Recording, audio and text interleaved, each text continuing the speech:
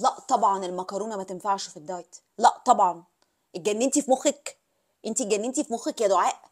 واحده عامله دايت يبقى لازم تاكل اكل معين، ما ينفعش تاكل الاكل المتاح عندها في البيت، ولما تاكل الاكل المعين ده هتخس. تمنعي مكرونه وتمنعي رز وتمنعي عيش وتمنعي اي حاجه طعمها حلو ربنا خالقها، فاكهه او خضار مسكر، خلاص.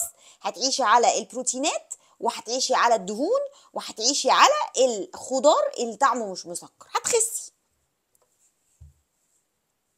وبعدين، وبعد ما تخسي هتحبي ترجعي لحياتك الطبيعية، فهتاكلي من الأكل الطبيعي اللي فيه مكرونة وعيش وإلى آخره، فهتتخني لأنك هتاكليه بدون نظام، وممكن تصابي بنهم وتاكليه بكميات كبيرة جدا، وكل اللي نزلتيه بط هتتخنيه وز وز.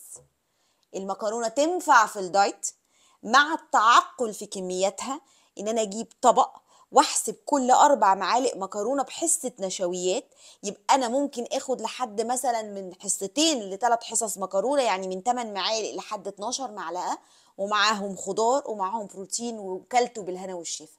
حتى لو معدل نزول وزني كان اقل شويه، ولكن النزول في الوزن هيدوم.